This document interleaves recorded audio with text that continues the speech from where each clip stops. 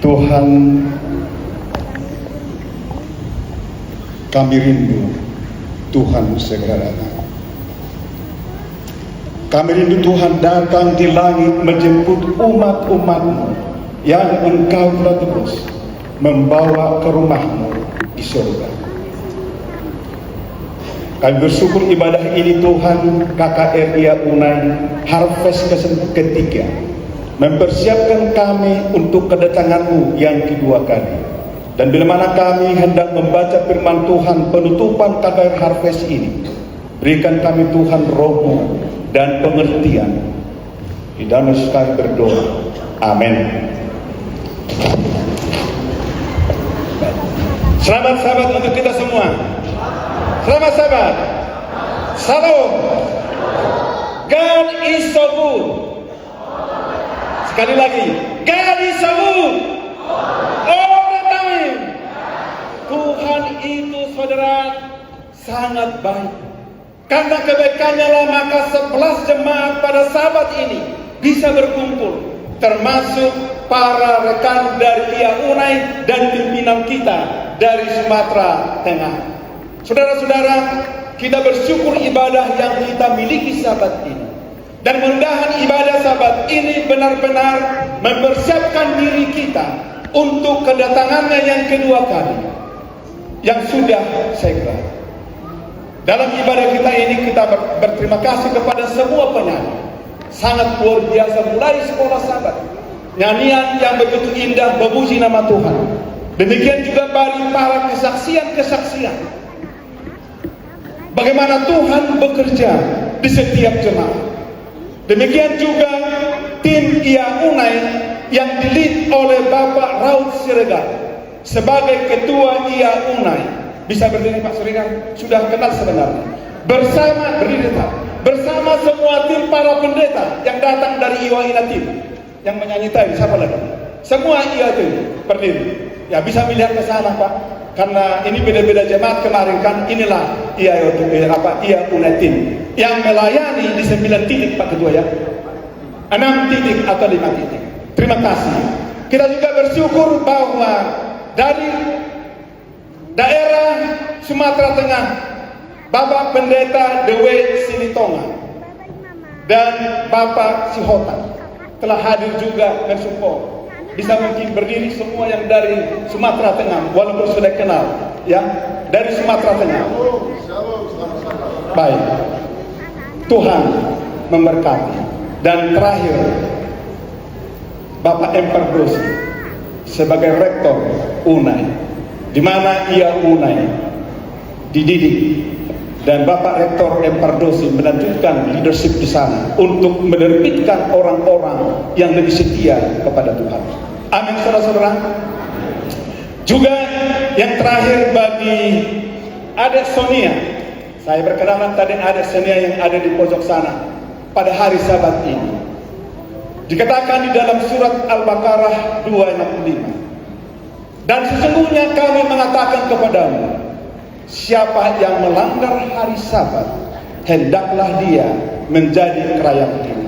Dan dalam surat Al-Araf 7:1-6, tak kala mereka menyombongkan diri dan melanggar aturan hari Sabat, kami menyatakan hendaklah dia menjadi kerek terhina.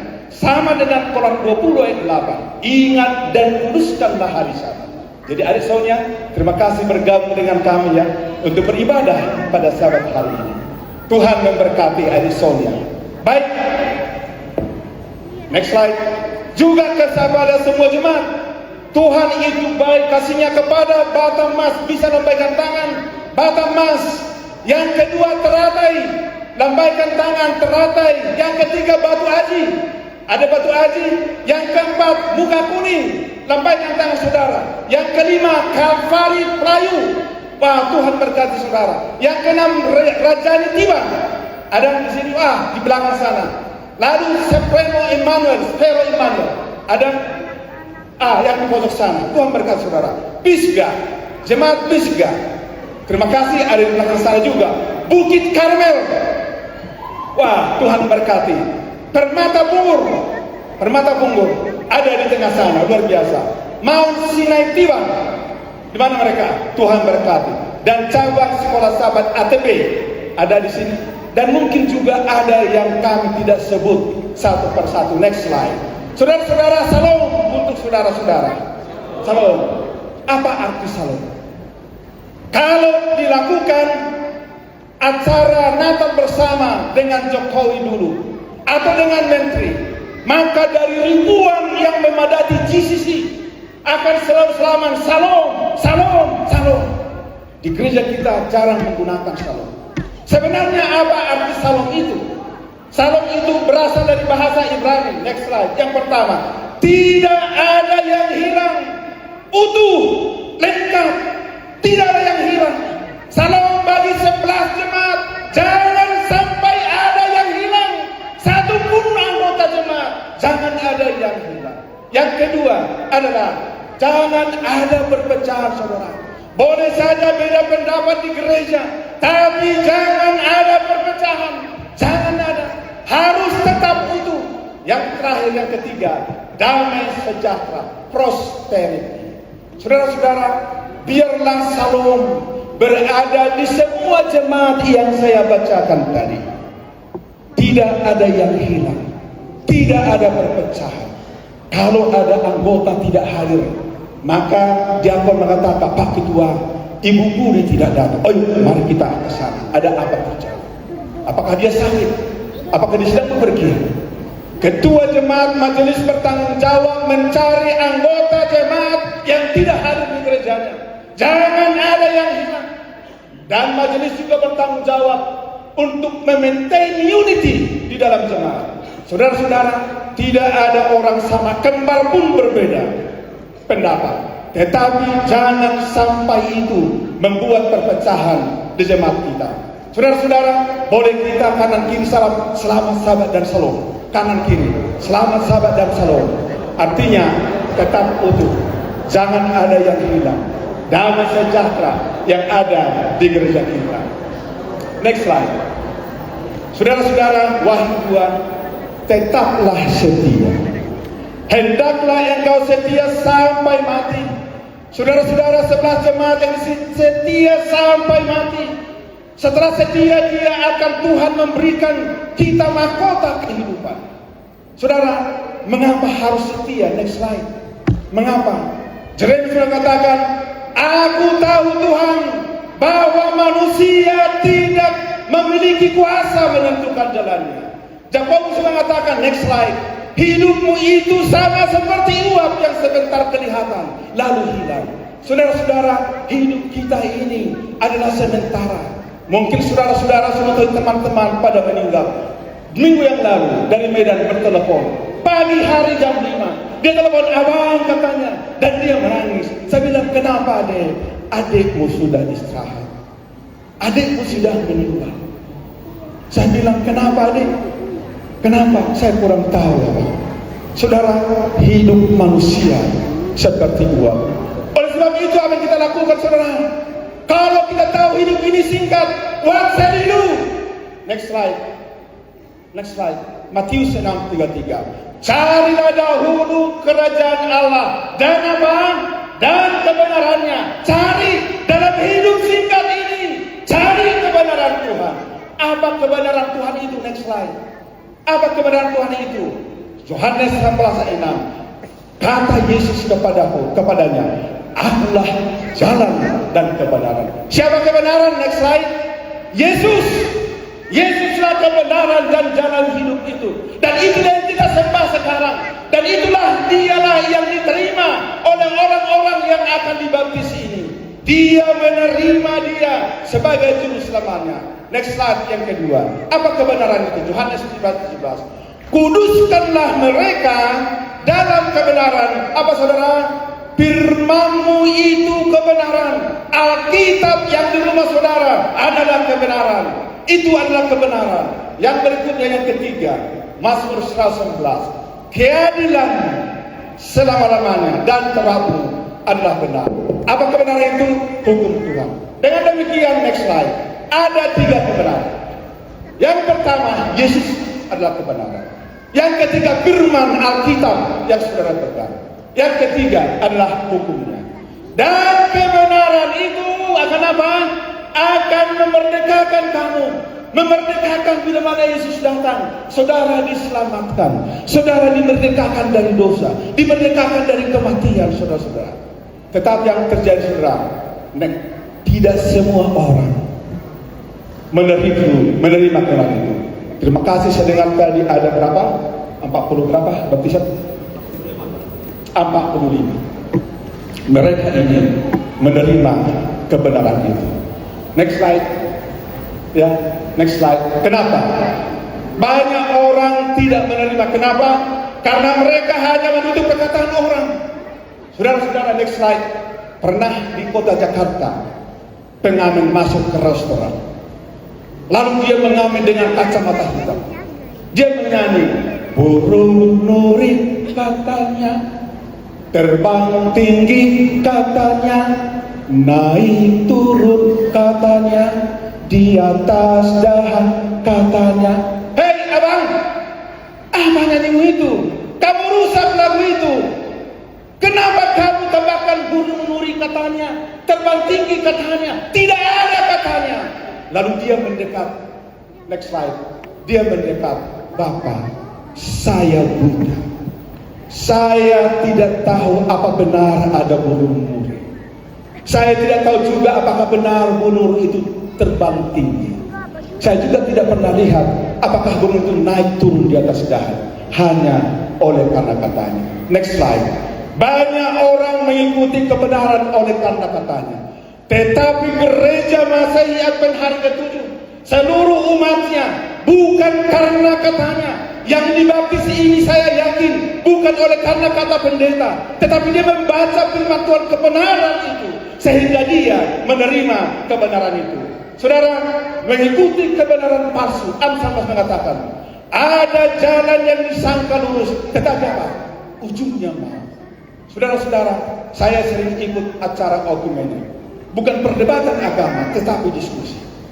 Banyak mereka referensi terhadap pastor, referensi terhadap pendeta, referensi terhadap evangelis, tetapi Advent selalu referensi terhadap kebenaran Tuhan, yaitu firman Tuhan. Saudara-saudara, Wahyu 1:3 next slide mengatakan, berbahagialah ia membacakan dan mendengar dan menuruti kebenaran itu. Berbahagia mereka. Next slide. Harvest 3 sudah dilaksanakan. Saudara-saudara, next slide. Hari pertama tentang Alkitab firman Tuhan. Hari kedua tentang hukum Allah dan Sabat. Hari ketiga tadi malam tentang baptisan. Dan pada hari ini, next slide, adalah kota yang penuh dengan pengharapan. Saudara-saudara kasih Tuhan, next slide, bahwa semua orang di dunia memimpikan tempat tinggal yang damai, yang sejahtera, melancong dari negara ke negara, dari pulau ke pulau, dari kota ke kota, supaya mereka memiliki hidup yang damai. Saudara, apakah benar ada damai di dunia ini? United Nations membuat research report, World Happiness Report, membuat di negara mana orang yang lebih suka tinggal. Dan di laporan World Happiness Report ini dikatakan negara Swiss adalah negara nomor 1 idaman orang untuk tinggal di sana. Next slide. Next slide. Sebelumnya ya. Kenapa negara Swiss? Stabil, bersih, kesehatan free, pendidikan free, gaji tinggi, alamnya indah dengan gunung Alpen, indeks kualitas hidup sesuai dengan riset mereka itu paling tinggi. Next slide, ya itu dia. Saudara, Swiss dikenal negara sejahtera, tetapi sejahtera materi tidak otomatis menghapus penderitaan manusia. Kematian ada di sana. Mereka tidak menderita fisik, tetapi menderita sosial dan emosional. Saudara tahu, next slide, di Indonesia, negara mana menjadi idaman? Negara mana, saudara? Next slide. Kota Batam. Kota Batam menjadi satu kota idaman. Kenapa? Tujuan migrasi tenaga kerja dari berbagai daerah. Ini pusatnya. Kalau di timur, Timika menjadi pusat. Kalau saudara lihat statistik kependudukan, ya, di Batam ini banyak pertumbuhan orang begitu pesat. Kenapa, saudara? Ada lapangan kerja lebih tinggi kalau pergi di Sumatera, di Bengkulu, di sini lebih tinggi. Ada pusat industri ekspor, 1000 perusahaan asing ada di sana. Ada free trade zone, ada kawasan ekonomi khusus. Dan dia berada di lokasi strategis itu, jantung jalur bumi. Pertumbuhan ekonomi tertinggi dalam bentuk kota adalah kota Batam dan kota Tangerang. Saudara-saudara, saya berbincang dengan seseorang kemarin. Sudah berapa lama di Batam ini? Sudah hampir 33 tahun. Bagaimana dengan kota Batam? Pak, kurang bahagia. Ya beginilah kehidupan, susah kehidupan. Sekalipun Batam menjadi tempat idaman, orang ini mengaku kurang bahagia, susah kehidupan. Next slide. Memang dunia saudara adalah tempat penderitaan. Perang digajah Ukraina sudah Rwanda, digajah 65.000 orang Ukraina, 14.000 orang meninggal. Next slide. Kelaparan beribu orang dimanapun. Next slide. Gempa bumi di Turki 53.000 orang meninggal dunia. Next slide. Bali amblas, penderitaan hidup. Saudara lihat di televisi bahwa di Bali ada banyak orang, hancur banyak gedung-gedung di sana. Next slide. Saudara masih ingat Los Angeles Fire? Ada 16.000 rumah dan properti terbakar. Dan kebetulan anak kami, rumah kami agak dekat ke sana. Bukan dekat, daerah sana. Yang khawatir juga, nak kemana? Bagaimana api? Sampai ke sana, mudah-mudahan jadi tidak. Saudara, penderitaan demi penderitaan. Next slide. Tidak ada tempat yang aman di dunia, saudara. Di tempat dimanapun saudara berlangsung dari benua ke benua, kota ke kota, negara ke negara, tidak ada serat yang nyaman. Next slide. Tapi Wahyu mengatakan, kitab Tuhan, aku melihat langit yang baru dan bumi yang baru, dan aku melihat kota yang kudus, Yerusalem yang baru turun dari surga. Saudara-saudara, inilah yang kita dambakan, inilah yang kita doakan. Para hamba Tuhan yang sudah mendahului mereka, kita. Barangkali kalau mereka hidup di kuburannya, mungkin mereka, Tuhan, berapa lama lagi Engkau datang? Berapa lama lagi Tuhan surga turun? Berapa lama lagi? Di surga itu maut tidak ada, ratap tidak ada, duka cita tidak ada. Next slide. The Great Controversy, kemenangan akhir, halaman 6 mengatakan, di kota Allah tidak ada air mata, tidak ada peti mati, tidak ada perkabungan, tidak lagi penyakit penderitaan. Setiap wajah memancarkan cahaya sukacita yang kudus. Saudara, luar biasa. Ayat yang 3 mengatakan, Yesus confirm, dia yang naik ke surga. Sebelum dia akan naik, dia katakan, jangan gelisah hatimu, jangan gelisah. Aku akan datang segera, dan aku bawa engkau ke tempatku di mana aku berada. Saudara, Yesus akan datang kembali membawa kita ke surga. Next slide. Next slide. Next slide. Ya, dunia bukanlah tempat kita. Saudara, we are strangers. Next slide. And pilgrims di dunia ini. Ibrani 11, bahwa mereka adalah orang-orang asing dan pendatang di bumi ini. Saudara, bukan hanya di Batam saudara sebagai pendatang. Di bumi seantara ini kita semua pendatang. Next slide. This world is not our permanent home. Ibrani 13. Sebab di sini kita tidak mempunyai tempat tinggal yang tetap. Bukan saudara.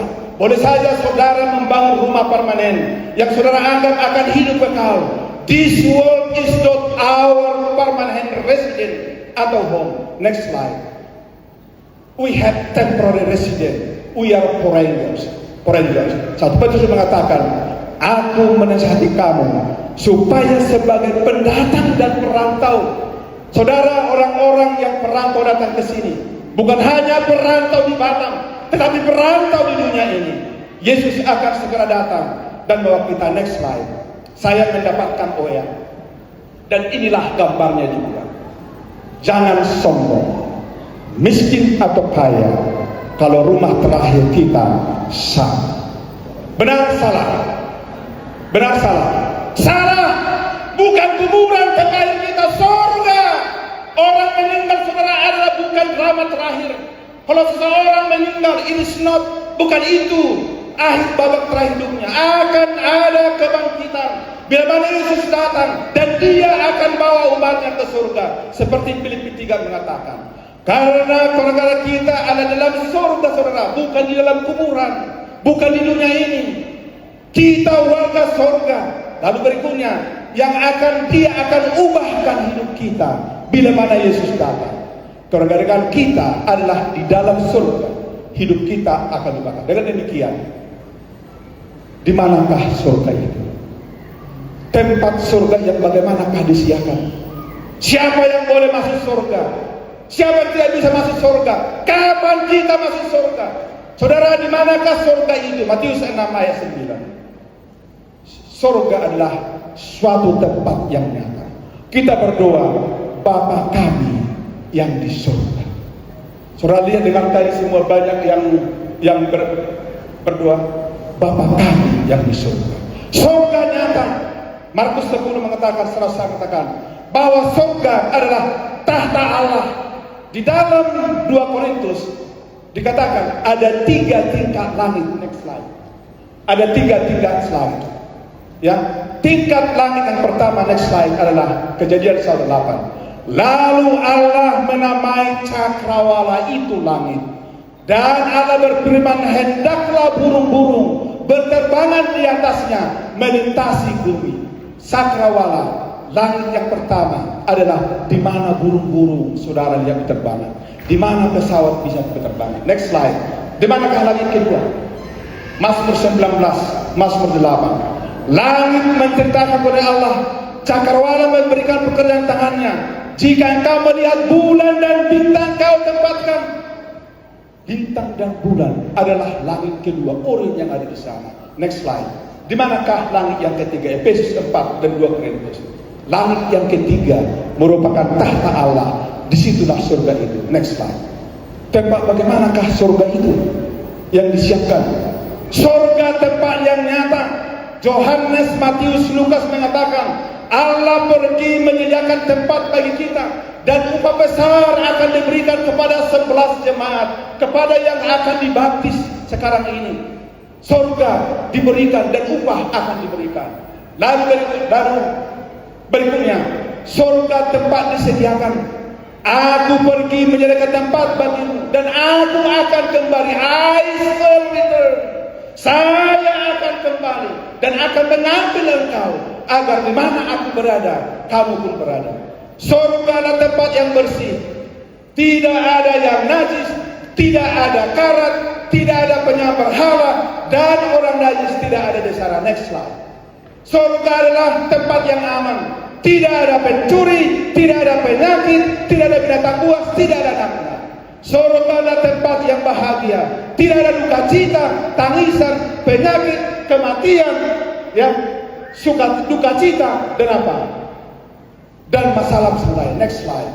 Surga itu tidak ada malam di sana. Wahyu 2:5. Dan malam tidak akan ada lagi di sana, dan mereka tidak memerlukan cahaya, karena Tuhan akan menerangi mereka. Saudara, tidak perlu ada malam, tidak ada malam di sana, karena sinar Tuhan selalu ada di sana. Next slide. Tidak ada juga kematian di sana.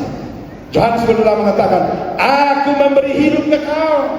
Hidup kekal. Kalau hidup kita seperti uap, kata Yakobus, hidup kita ini tidak bisa disenangkan, tapi Allah memberikan hidup kekal yang tidak binasa dalam surga. Next slide. The Great Controversy ada yang mengatakan, di kota Allah tidak ada air mata, tidak ada peti mati, dan tidak bertobat. Saudara jemaat yang berkat Tuhan, boleh kita baca sama-sama semua, mulai di kota Allah. Inilah tempat yang kita sedang tuju, saudara. 1, 2, 3 semua. Di kota Allah.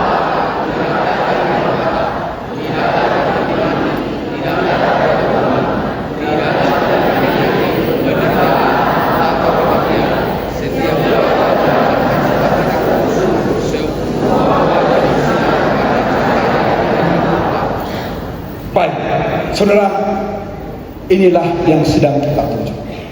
Inilah kenapa ia Unai, Bapak Siregar, dan Bapak Pardosi datang ke tempat ini, dan semua tim mempersiapkan kita untuk kita masuk ke kota Allah yang tidak ada kematian. Saudara-saudara, apakah saudara rindu? Bisa pianis? Apakah saudara rindu pulang ke rumah? Siapa yang rindu pulang ke rumah? Siapa? Kenapa hanya sedikit? Siapa yang mau tetap tinggal di Batam? Yang mau tetap di Batam? Ada nggak ada? Siapa yang mau tinggal masuk ke rumah Bapa di surga? Siapa? Baik saudara-saudara, coba kita nyanyikan. Walau tiada harta dalam dunia ini, semiskin apapun saudara, bagaimanapun kondisi saudara, tidak memiliki rumah saudara, Tuhan siapkan satu rumah di sana. Kita nyanyikan lagu ini bersama-sama.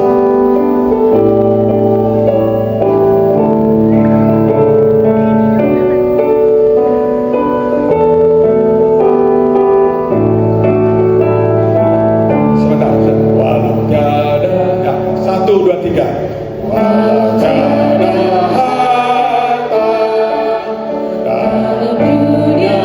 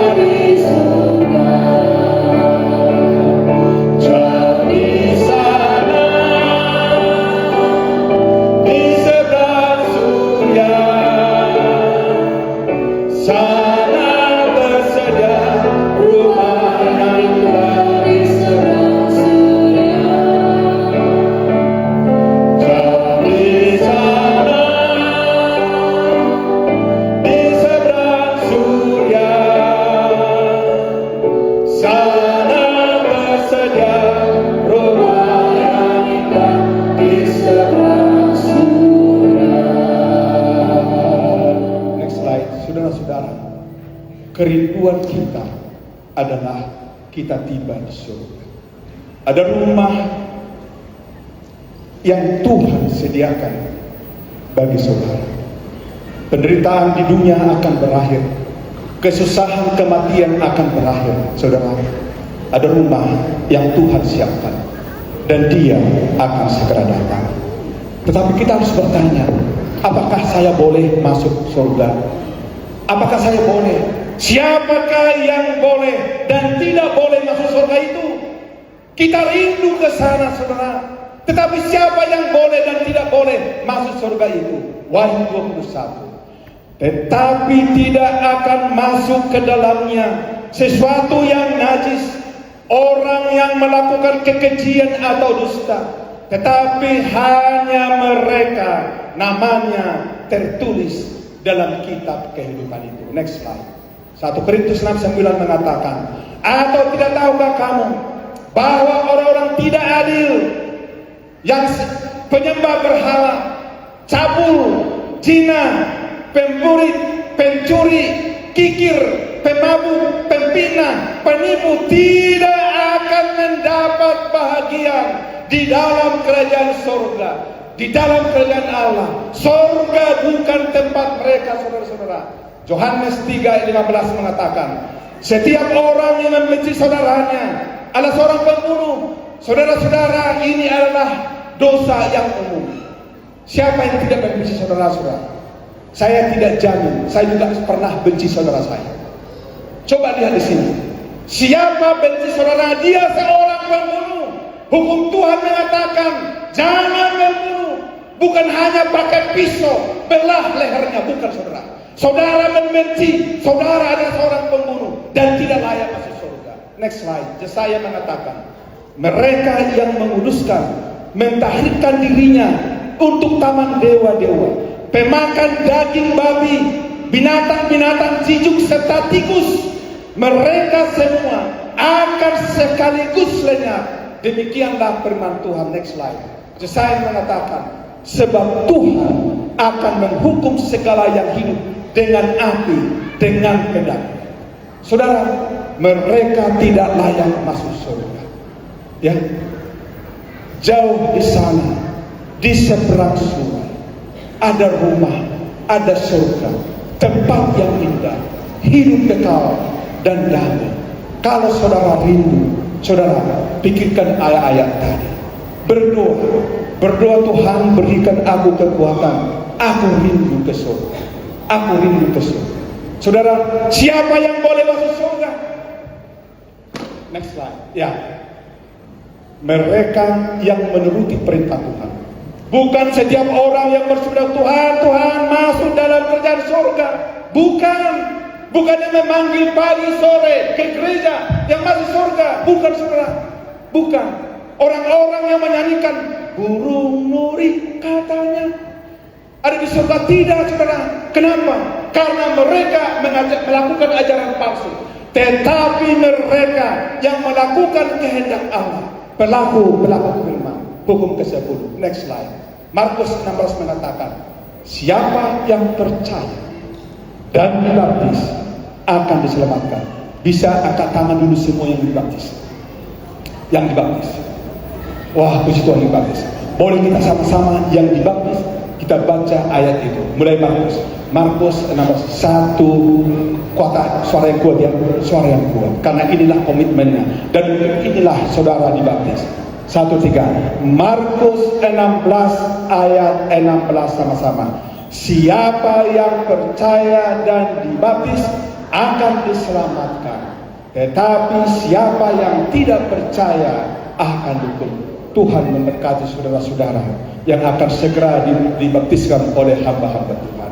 Berikutnya, siapa masuk surga itu? Yesaya 26 ayat 2. Bukalah pintu-pintu gerbang supaya masuk bangsa-bangsa yang benar dan setia.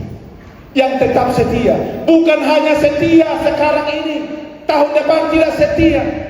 Buka gerbang pintu-pintu bagi mereka yang selalu setia sampai akhir hidupnya, sampai Yesus datang. Buka pintu bagi mereka. Yang keempat, next slide. Siapa yang telah masuk surga? Siapa masuk surga? Next slide. Henok. Dia tidak pernah mati. Kejadian pasal ini. Elia, dia diangkat ke surga di dalam kereta berapi. Dia tidak dapat ditemukan di mana-mana lagi. Musa, Paulus menunjukkan dalam Roma 11 bahwa kematian dikalahkan oleh Musa. Dan orang-orang yang bangkit pada kedatangan Yesus dan naiknya ke surga bersama dia. Saudara, ini proven. Surga itu ada. Bukan bayangan, bukan hayalan. Kenapa? Karena Elia, karena Henok, karena Musa sudah ada di sana. Saudara-saudara, kapan kita masuk surga? Kapan saudara? Wahai 3, aku datang segera. Peganglah apa yang ada padamu, supaya tidak seorang pun yang mengambil mahkotamu. Wahai 22, berbahagialah mereka yang membasuh jubahnya. Mereka akan memperoleh hak atas pohon-pohon kehidupan dan masuk melalui pintu-pintu gerbang ke dalam kota itu. Saudara, membasuh jubah adalah menyucikan hati, melakukan firman yang telah kita bacakan tadi untuk perintah-perintah Tuhan, untuk tetap setia kepada Dia. Yang terakhir, kapan waktunya? 1 Tesalonika 4 mengatakan, sebab pada waktu tanda diberi, yaitu pada waktu penghulu malaikat berseru dan sangkakala Allah berbunyi, maka Allah sendiri akan turun dari surga, dan mereka yang mati dalam Kristus akan lebih dahulu bangkit. Sesudah itu kita yang hidup, yang masih tinggal akan diangkat bersama-sama dengan mereka dalam awan menyongsong Allah di angkasa. Para hamba Tuhan sejak zaman ke zaman yang sudah beristirahat dalam kubur, saudara, mereka akan bangkit. Saudara-saudara tetap setia hingga Yesus datang, saudara akan diangkat ke surga. Saudara-saudara, Wahyu 2 ayat 10. Mari kita semua jemaat baca bersama-sama Wahyu 2 dengan suara yang kuat. 1, 3. Wahyu 2 ayat 10. Hendaklah engkau setia sampai mati, dan aku akan mengaruniakan kepadamu mahkota kehidupan. Yesus akan segera datang. Dia akan membawa upah kehidupan kekal bagi kita. Kita akan masuk surga. Kiranya KKR Ia Unai dapat menguatkan hati kita, mempersiapkan diri kita untuk kedatangan Tuhan yang kedua kali. Tuhan memberkati.